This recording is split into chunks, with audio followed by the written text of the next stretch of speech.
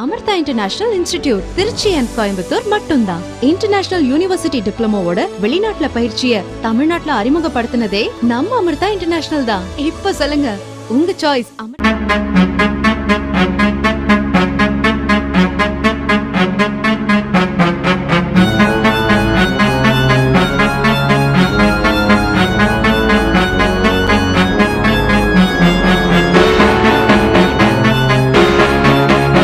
ஐயம்பேட்டையில் நரசிம்மர் ஜெயந்தி விழா நடைபெற்றது. இதில் திரளான பக்தர்கள் பங்கேற்று தரிசனம் செய்தனர்.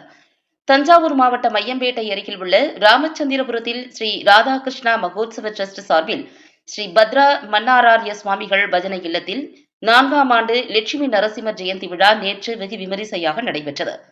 விழாவில் நேற்று காலை ராதாகிருஷ்ணன் திருமஞ்சனம் மற்றும் மாலையில் லட்சுமி நரசிம்மர் அலங்காரமும் விஷ்ணு சகஸ்ரநாம அர்ச்சனை மற்றும் ஐயம்பேட்டை வெங்கட்சமணா பாகவத் சுவாமிகள் பாகலதூர் சங்கத்தினால் பஜனை பாட்டும் பிறகு நரசிம்மருக்கு தீபாராதனையும் நடைபெற்றது.